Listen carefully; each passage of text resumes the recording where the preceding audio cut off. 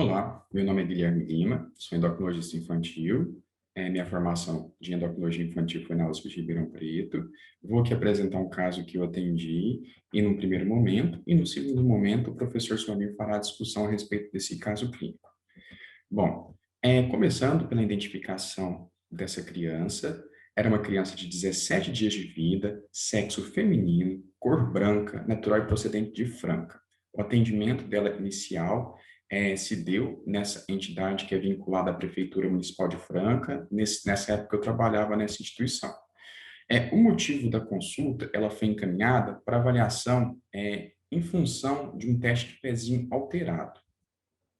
A mãe relatava que a lactente, ela tinha apresentado um resultado de teste do pezinho alterado, tendo sido orientada uma nova coleta em papel filtro e recebido uma carta de recomendação para insuficiência adrenal. Como eles ficaram muito preocupados com esse resultado, procuraram endocrinologista pediátrico antes de saber o resultado da segunda dosagem do papel filtro. Na entrada, do consultório, a mãe negava hipertrofia de clitóris, outras queixas de virilização, referia uma sucção adequada e negava outras queixas clínicas. Nos antecedentes pessoais, a gestação, uma única intercorrência que tinha sido um episódio de infecção de trato urinário que foi tratada, sem outras intercorrências. O parto foi um parto cesárea, que foi indicado por parada secundária de dilatação, foi um recém-nascido a termo, com uma idade gestacional de 40 semanas. Em relação ao nascimento, peso e comprimento adequados para uma criança a termo, sem intercorrências, teve uma alta da maternidade com 2 dias de vida, pesando 2.850, e sem alterações ao exame físico do nascimento. No período neonatal, a única coisa que queixava era uma dificuldade de amamentação, tinha apresentado ali uma perda ponderal importante, de aproximadamente 15% do peso de nascimento, lembrando que geralmente a criança a termo tem uma perda de até 10%, então foi uma perda um pouco além, do esperado, e sem intercorrências desde a alta da maternidade. Sem história de hipoglicemia ou icterícia, uma sucção adequada e sem história de vômitos ou desidratação. Na história familiar, a mãe, com 29 anos de idade, tinha um histórico de cardiopatia corrigida, cirurgicamente na infância, além de crises convulsivas, que foi tratada por alguns anos com a medicação com fenobarbital. O pai, 28 anos, um pai rígido, e essa era a primeira filha do casal e sem consanguinidade conhecida entre eles. Os avós maternos e paternos eram rígidos, tinha uma história ali um pouco ainda obscura de um primo de quarto grau com uma neoplasia adrenal na infância, mas ele estava um pouco incerto em relação a essa história daquela entrada. Aqui nós temos o exame físico inicial da criança, a criança com 17 dias, pesando 3,15 kg, ainda não havia recuperado o peso de nascimento, o que não era esperado, né? E um comprimento de 49 centímetros. O exame físico inicial, o geral, sem alterações. Abdômen, nós não palpávamos massa, não havia vícios ou megalias. Estadiamento puberal dela, ela era um M1P1. E a genitália externa era uma genitália externa típica feminina, com clitóris ali medindo 1/0,4, e, portanto, um pouco acima do limite superior da normalidade para um recém-nascido. E havia ausência de fusão de RAF mediana. Essa daqui é a figura da genitália da criança. Observe que é uma genitália tipicamente feminina, sem grandes alterações. E esse clitóris aqui no limite superior da normalidade. A hipótese diagnóstica inicial que nós aventamos foi de uma alteração da triagem neonatal, da 17-hidroxiprogesterona a esclarecer, e, portanto, interrogamos uma hiperplasia adrenal congênita, uma forma clássica, ou uma forma não clássica, uma forma clássica perdedora de sal. Estranho, né? Porque é uma criança que nem virilização genitália tinha. Bom, a nossa conduta inicial, como nós não tínhamos ainda o resultado da triagem neonatal, foi optado por solicitar exames. Nós solicitamos androgênios, então solicitamos 17-hidroxiprogesterona, androstenediona, testosterona e o DHEA sulfato, e os eletrólitos, sódio e potássio. Programamos um retorno em 48 horas e uma tentativa de checar o resultado dessa triagem neonatal nesse intervalo de 48 horas. Foi o que nós fizemos, checamos o resultado da triagem neonatal. Então, com 5 dias de vida, ela tinha uma 17-hidroxiprogesterona de 35,5 nanogramas por ml e com 13 dias de vida, 18,6 nanogramas por ml. Vamos traduzir o que isso significa, né? Se você for observar que os índices de convocação, de acordo com a idade de coleta que nós utilizamos aqui no estado de São Paulo, uma coleta com mais de 72 horas de vida, nós temos que o 35,5 ele ficaria entre o percentil 99,5 e 2 vezes o percentil 99,8. Ficaria entre esses valores. E o 18,6 ficaria abaixo desse percentil 99,5.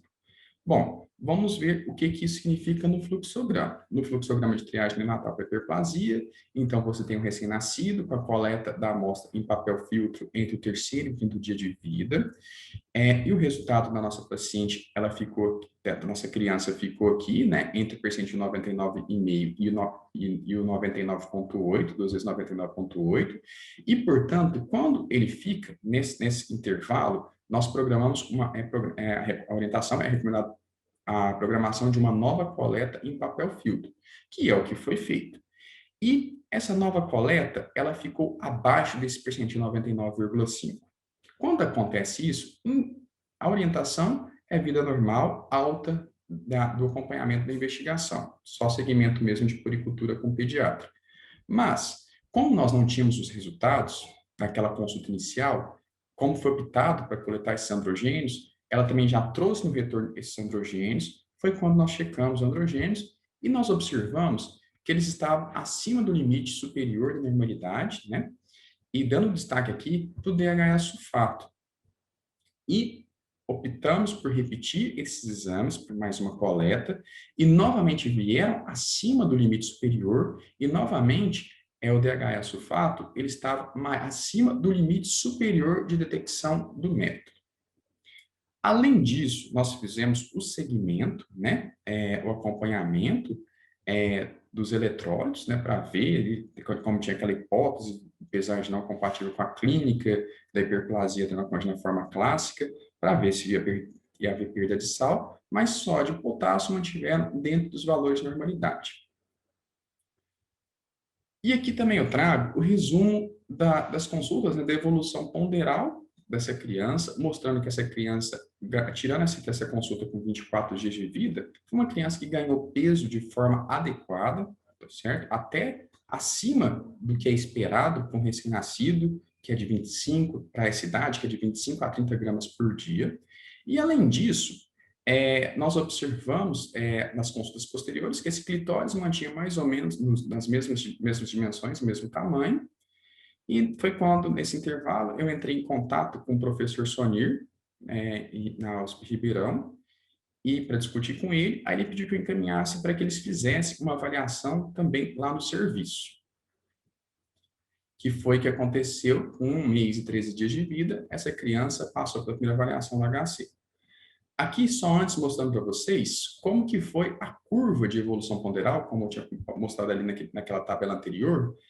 Inicialmente, ela teve uma desaceleração, mas depois ela praticamente recuperou. Tanto ela ficou bem próximo do Z-score 0. Então, ela teve essa recuperação importante, com esse ganho adequado de peso nesse intervalo de tempo. Bom, a consulta inicial no ambulatório de triagem, né, de hiperplasia adrenal congênita do HC de Ribeirão, com 1 mês e 13 dias de vida. A família já trazia essa história mais documentada, desse primo de 4º grau, falando que apresentou aos 6 meses de vida um quadro de pilificação genital e aumento peniano em que necessitou de cirurgia, mas não sabiam informar mais sobre o caso. O exame físico de entrada no HC era uma genitália típica feminina, sem sinais de virilização, ausência de pilificação e um clitóris ali de 0,8 por 0,5 centímetros. Foi feito o estudo molecular CYP21A2, sem alterações, e foram coletados novos androgênios, em que observou-se valores destacando, todos os valores elevados, destacando-se aqui a 17-hidroxiprogesterona e o DHEA-sulfato, aqui na idade de 43 dias de vida. Por isso, foi indicado um teste de supressão com dexametasona, né, já pensando na hipótese de um possível tumor adrenal. Por ser um neonato, acabou discutindo por fazer a dose de 0,25 miligramas de dexa, uma dose menor que nós fazemos atualmente, de 6 em 6 horas, por 3 dias. Vendo aqui o teste de supressão com dexa, comparando os exames do basal com pós-dexa, nós observamos que, de forma não esperada, né, o DHE-sulfato e a androstenediona, eles não tiveram aquela redução menor do que 50% do seu valor basal. Então, a redução ali do DHE-sulfato apenas 43% e da androstenediona 6,5%. E o cortisol, de forma paradoxal, ele aumentou, ele elevou em 120% em relação à dosagem basal. Portanto, a hipótese diagnóstica que foi aventada foi de um tumor adrenal, adrenocortical misto. Então, o próximo passo, os exames de imagem. Nós já tínhamos diagnóstico funcional, vamos para o diagnóstico de imagem. Foi programada a ressonância nuclear magnética de abdômen, em que nós observávamos nessa ressonância uma imagem em glândula suprarrenal esquerda, em seu maior diâmetro, medindo 3,2 centímetros. Além disso, também observava nessa ressonância de abdômen, né, na região hepática, 7 nódulos hepáticos, sendo que o maior deles tinha a sua maior dimensão, 1,9 centímetros. Então, essa aqui é a ressonância, com 2 meses e 10 dias, que eu mostrei anteriormente, né? Aqui o laudo da ressonância. Completando o estadiamento, né? O estadiamento completando com a TC de tórax. A TC de tórax da criança mostrava focos de consolidação pulmonar, sugestivo de processo inflamatório, e feito também a cintilografia óssea de corpo inteiro, sem evidências de metástases osteogênicas. Foi feita uma reunião multidisciplinar, onde englobou as equipes da endocrinologia infantil, da oncologia infantil, da radiologia, urologia e cirurgia pediátrica, e além da hipótese do tumor adrenal, tendo em vista que não havia uma virilização importante dessa criança, foram aventadas outras hipóteses também, como neuroblastoma, tumor de células germinativas, rabdomiossarcoma, teratoide rabidoide. Então, foi decidido, nesse momento, a realização da biópsia da lesão em topografia adrenal e lesão hepática, que posteriormente confirmou esse tumor, né, adrenocortical, que o professor Sonir vai estar mostrando aqui no segundo tempo essa discussão. Então, foi iniciado, seguindo o protocolo que o serviço usa do Children's Oncology Group, foi iniciado quimioterapia neoadjuvante com 3 meses e 4 dias de vida.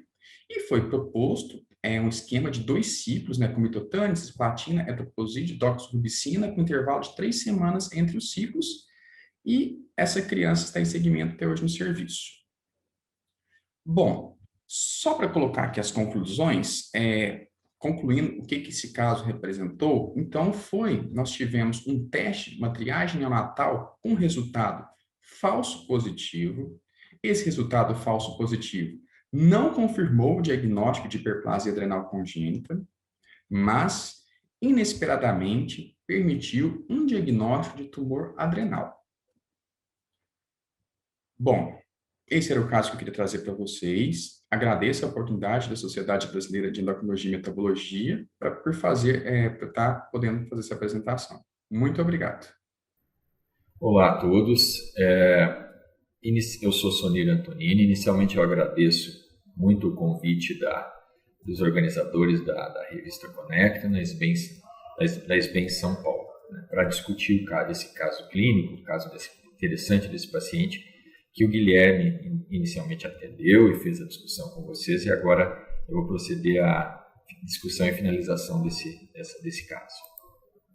Então, conforme o Guilherme apresentou, né, anteriormente, a gente viu que essa criança, apesar de não ter sinais clínicos de excesso androgênico, apresentava concentrações muito elevadas, tanto de androstenediona e testosterona, né? E a concentração de 17-hidroxiprogesterona, aqui já plasmática, mostrando a elevação realmente, né? Então, essa é uma situação que poderia ser, como discutido, confundido com hiperplasia adrenal congênita, né? Apesar de que as concentrações de 17-hidroxi não estavam tão elevadas como a gente espera, enquanto na maioria dos pacientes com a forma clássica da hiperplasia adrenal, né? E chamava atenção também a ausência de virilização, que seria típica de uma criança 46XX.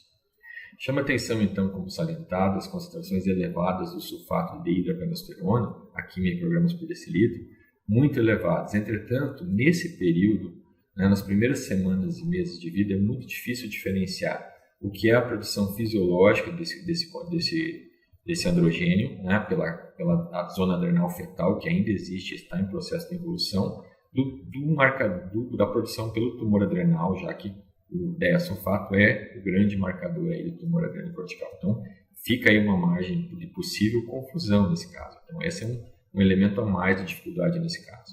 A gente viu também que não houve perda de sal, né, hiperplasia adrenal, mas já não era pouco. Então, nós procedemos, então, para a confirmação da autonomia da produção de androgênios. A gente fez teste de supressão com dexametasona, né, e a gente vê aqui que pós-dexa há uma redução, como esse teste foi feito após aquela tabela que eu mostrei, já há uma redução de 17-hidroxiprogesterona, né? E pós-dexa há uma supressão de um pouco mais de 50%, mostrando que a parte normal foi suprimida e o tumor produzia um pouco de 17-hidroxi, que é aquilo que não foi suprimido, ainda resta quase 50%. A gente vê uma redução significativa, uma redução da androstenediona, mas não significativa, né? Menos de 50%. E ao mesmo tempo a gente anota aqui que nesse momento o DEA-sulfato dele já estava normal. Esse era um tumor que produzia androstenediona principalmente e um pouco de testosterona. E chama a atenção que o cortisol dessa paciente, apesar de ter um cortisol basal baixo no início, né, ainda provavelmente pela ausência de ritmo circadiano, não tinha uma supressão com a dexametasona durante 3 dias, mostrando que apesar de não ter sinais de hipercortisolismo, havia uma produção autônoma, mesmo pequena, mas havia uma produção de cortisol pelo tumor. Isso vai ser importante no manejo peri e pós-operatório. Em relação, então, ao diagnóstico dessa paciente ficou como um tumor adrenocortical congênito. Ele era misto, porque secretava androgênios e cortisol, apesar da ausência de sinais clínicos. E ele já era metastático ao diagnóstico pela presença de lesões hepáticas, principalmente. O diagnóstico anatomopatológico, então, foi feito aqui. Eu mostro uma figura, né, uma fotografia feita durante o intraoperatório, mostrando já a presença de metástases hepáticas. Vejam aqui essas áreas mais claras no fígado. Aqui o tumor adrenal extraído, né, a glândula adrenal normal, e aqui o tumor. Vejam, é um tumor já que tinha áreas de heterogeneidade intratumoral, mostrando um tumor aparentemente bastante agressivo. Aqui na hematoxilina e eosina, mostrando então a hipercelularidade, o pleomorfismo nuclear, e depois nós vamos ver várias figuras de mitose, né? E depois as marcações específicas que foram feitas tanto na adrenal quanto no fígado, aqui então com inibina, vimentina e melan-A. Essas marcações, né, inibina, todos vão lembrar que é um marcador aí clássico de adrenal, né? E marcava forte no tumor adrenal e marcava positivo, embora mais fraco, numa das metástases hepáticas. Enquanto que a marcação para vimentina e melan-A também são marcadores de tecido adrenal muito fortes, tanto no tumor adrenal primário quanto nas lesões hepáticas. Então, confirmando que as metástases hepáticas eram metástases realmente desse tumor adrenal, a fonte primária. A calretinina também foi negativa, então, como esperado com o tumor adrenocortical, né? E aqui a gente mostra para vocês a percentagem, né, o padrão do Ki67, que é um marcador então de proliferação celular. No tumor adrenal, vejam, tinha um Ki67 baixo, de 5%, né? Não existe um cutoff perfeitamente determinado, mas para tumor adrenocortical, hoje um cutoff de 10% é considerado significativo, acima de mostra Ki67 elevado, enquanto que no fígado a gente já via que era um tumor muito mais agressivo, com Ki67 de 15%. Então, confirmando o tumor adrenocortical, né, certeza de origem do córtex adrenal, tá? E com metástase de neoplasia também de origem adrenal. A seguir, a gente partiu para análise molecular. Bom, a gente sabe que a grande maioria, né, entre 70% e 90% dos pacientes pediátricos no Brasil com tumor adrenocortical, eles são carreadores da variante germinativa no tumor P53, né, na proteína P53, que é a variação arginina R337 no códon 337 histidina. Entretanto, o sequenciamento do DNA genômico dessa paciente mostrou que que era uma sequência normal, nativa. Essa paciente não tinha a chamada mutação típica de pacientes brasileiros, a R337H no P53. Nós prosseguimos com a investigação e sequenciamos toda a região codificadora do gene TP53. E no exon 5 nós encontramos essa variante missense em heterozigose, uma heterozigose do nativo citosina, uma heterozigose para C por T aqui, dá para ver a marcação do N, então uma heterozigose no exon 5, e isso correspondia ao códon 152, e essa heterozigose levava uma troca de prolina por leucina, então uma mutação do tipo missense, né? As análises com ferramentas de predição de patogenicidade in silico mostraram se tratar de uma variante provavelmente patogênica. Nós sequenciamos então o DNA genômico do pai e da mãe dessa paciente, que não carregava essa alteração, então sugerindo então que era uma variante de novo, uma variante germinativa de uma mutação de novo, né, que aconteceu, né, a partir dessa criança. Então essa é a mutação de novo, missense, prolina no 52 leucina no gene TP53. Essa variante então, ela mais recentemente ela já foi relatada nos bancos genômicos, por exemplo, no ClinVar aqui mostra então essa alteração encontrada na paciente e mostra que ela é patogênica, né? Indicadores clínicos e in silico e in vitro também de patogenicidade, e é descrita então na síndrome de Li-Fraumeni, né, em pacientes com Li-Fraumeni, e essa síndrome, que é uma síndrome de predisposição hereditária ao câncer. Então, síndrome de Li-Fraumeni faz parte aí, tumor adrenocortical na infância, é um dos indicadores de pensar na síndrome de Li-Fraumeni. Então, confirmando que a gente confirmou o diagnóstico molecular e que a variante encontrada patogênica pelos dados mais atuais disponíveis, provavelmente de novo nessa paciente. Então, essa paciente precisa ser seguida, além do tumor adrenal, né, que foi mostrado o tratamento, precisa ser seguida no futuro continuamente pelo serviço de oncogenética para triagem de possíveis outros tumores ao longo da vida associados à síndrome de Li-Fraumeni. O tumor adrenocortical na infância é bastante comum no Brasil, né? Muitos conhecem e tem pacientes, né? Entretanto, o diagnóstico de tumor adrenocortical neonatal ou pré-natal é muito raro na literatura. Há poucas descrições, né? Essa é uma das principais descrições, né, de diagnóstico de um tumor adrenocortical num recém-nascido, né?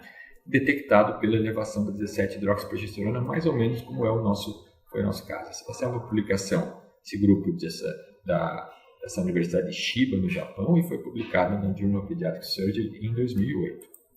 Essa paciente, então, eles descrevem como uma menina, né, a termo, com peso adequado. O diferente do paciente que nós estamos comentando agora é que a ultrassonografia gestacional feita com 37 semanas já revelou essa massa tumoral. Então, essa paciente já nasceu sabendo que existia uma massa tumoral na região, né, da loja adrenal. Essa massa, então, era homogênea, era palpável, segundo a descrição, né? Mas essa paciente chegou para avaliar nesse hospital que publicou esse caso, uns 7 dias de vida. Ela estava clinicamente bem e, a semelhança da nossa paciente, ela não tinha sinais de virilização. E aqui eles relatam que ela não tinha sinais de hemihipertrofia ou macroglossia. Por que eles salientam isso? Porque tumor adrenocortical na infância tem que ser pensado nessa síndrome de hemihipertrofia, né? Então, eles descrevem que não tem essa alteração. Essa era uma massa abdominal detectada com mutação no final da gestação, era uma genital externa sem virilização, à semelhança do nosso paciente, não havia sinais de hipercortisolismo, como na nossa paciente.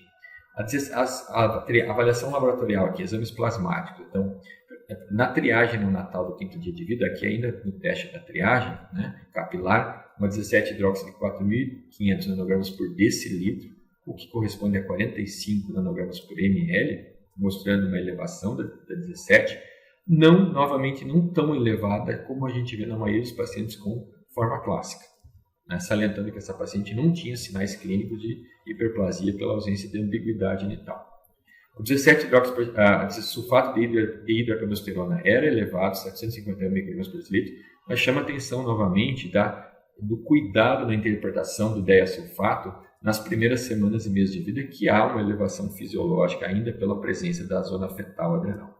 Mas, entretanto, a sua testosterona plasmática era nitidamente muito elevada, 882 nanogramas por decilitro.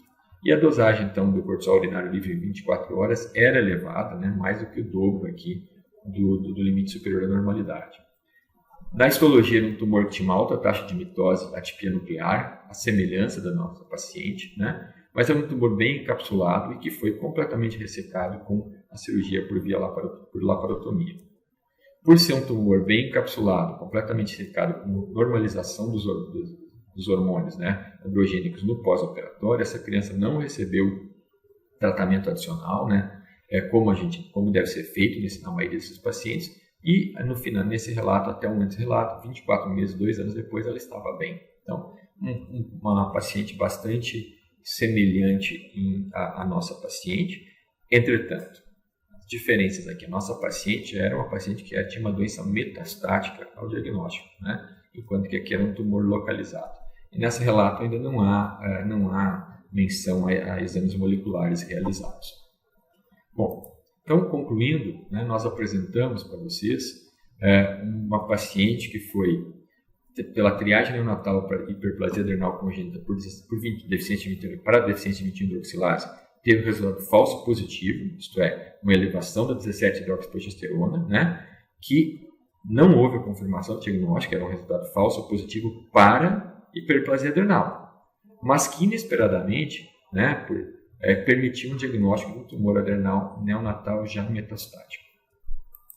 Então eu agradeço a atenção de todos, esse é meu e-mail para contato se houver dúvidas, né, e agradeço novamente ao convite da Conecta da SBEM São Paulo para dividir esse interessante caso e desafiador com todos vocês. É importante agradecer toda a equipe, né, aqui do nosso Hospital das Clínicas, da Faculdade de Medicina da USP de Ribeirão Preto, toda a equipe da endocrinologia pediátrica, a equipe da oncologia pediátrica, da cirurgia, da urologia pediátrica, né, e da patologia, entre outros, nosso laboratório de endocrinologia molecular, que foram essenciais aí no diagnóstico e na conduta desse paciente, porque é necessário a presença de uma grande equipe multidisciplinar muito especializada. Obrigado a todos.